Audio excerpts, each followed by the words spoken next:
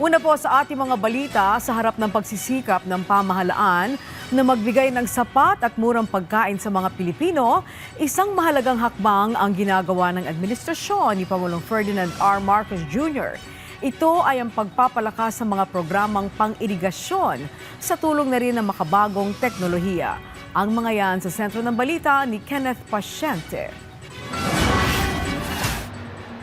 Mas matatag na food security habang direktang tinutugunan ang pangangailangan ng mga magsasaka. Yan ang binigyang diin ni Pangulong Ferdinand R. Marcos Jr. sa 2026 National Irrigation Administration at National Confederation of Irrigators Association General Assembly. Daan ang aktibidad para malaman ang hinaing ng mga magsasaka at iangkop ang mga programa ng pamahalaan batay sa kanilang pangangailangan. Ayon sa Pangulo, nananatiling hamon ang kakulangan sa patubig sa mahigit 30% ng irrigable land sa bansa. Bukod pa sa epekto ng climate change, pagtaas ng gastos sa produksyon at pananalasa ng kalamidad. Dahil dito naglaan-anya ang pamahalaan ng mahigit 63 billion pesos para sa mga programang pang-irigasyon, kabilang ang rehabilitasyon ng mga lumang pasilidad at pagpapalawak ng serbisyong patubig. Lalo't giit niya, ang pagpapalakas ng irigasyon ay direktang hakbang upang matiyak ang sapat at abot kayang pagkain para sa bawat pamilyang Pilipino.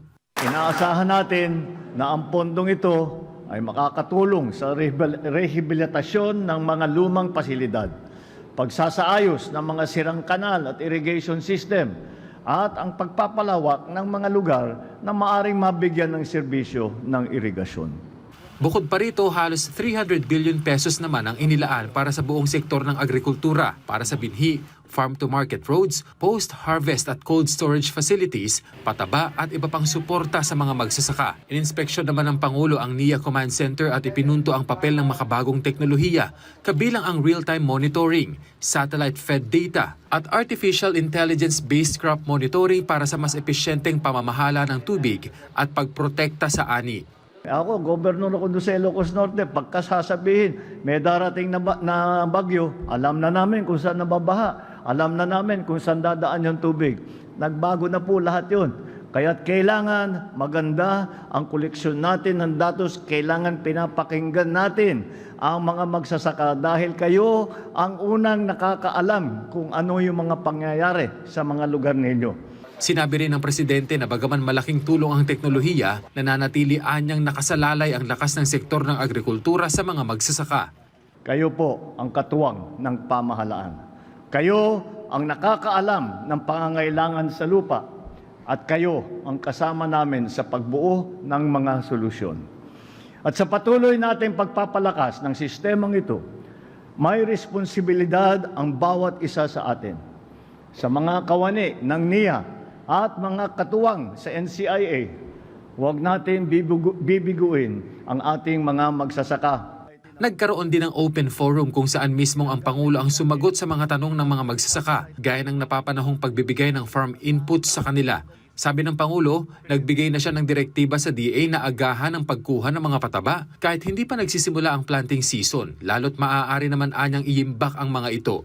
Agahan ninyo ang bili para pagdating ng panahon ng planting season ay nandiyan na, hindi na aantayin na bibilhin pa lang, dadalhin pa lang dito sa Pilipinas, kung imported pa, dadalhin pa sa lugar na kung saan nangangailangan, ilang buwan yun. At nang tanungin ng Pangulo kung maikokonsidera bang maibalik ang pamamahala ng mga communal irrigation system sa NIA matapos ma-devolve sa mga LGU, giit ng Pangulo na bagaman mas localize ang magiging pagtugon sa pangangailangan ng irrigators dahil sa kapangyarihang ibinigay sa mga LGU, mas mainam pa rin anya na may pag-agapay mula sa national government, lalo na sa development at technical support. Sinabi ko na sa ating NIA, kako sa kanila, ay wala naman siguro magrereklamo kung mag-rehabilitate tayo ng mga local na irrigation system at maglagay tayo ng bagong irrigation system. Kaya't yan, kahit na sinasabing devolved na yan, basta't hanggat kaya namin tutulong ang national government sa inyo. Siyempre, doon on the ground, doon sa pag-decide kung saan dadalhin yung tubig, kung saan gaano karami ang bibitawan na tubig sa isang lugar, nasa sa inyo yun. Ngunit yung mga facilities, yung mga infrastructure, yung mga technical support, magdadala kami na galing sa national government. Kenneth Pasyente para sa Pambansang TV sa Bagong Pilipinas.